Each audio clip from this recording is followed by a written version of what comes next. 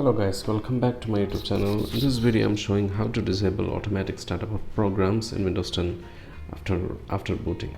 So I have a problem today.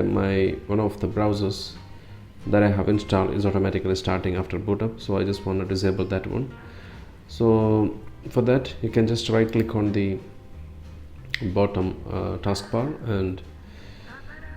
and you can open the task manager, or even you can directly search for task manager and open it.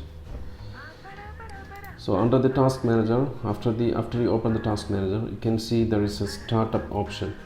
Click on the startup, then you will see all the programs that is automatically starting up.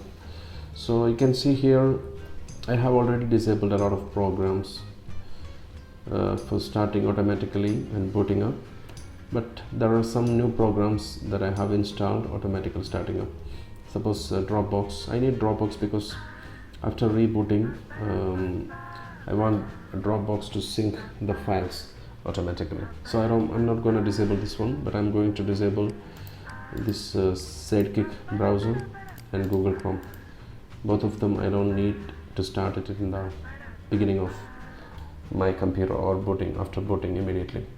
So I have disabled those two programs, and in case if you want to enable any program, suppose you have a disabled Dropbox but you need Dropbox to sync it initially after you boot the computer, so you just need to enable it by right clicking and enable.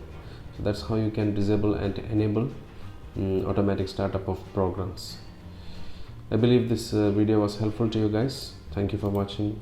Subscribe the channel, click the bell icon for notification. Take care. Goodbye.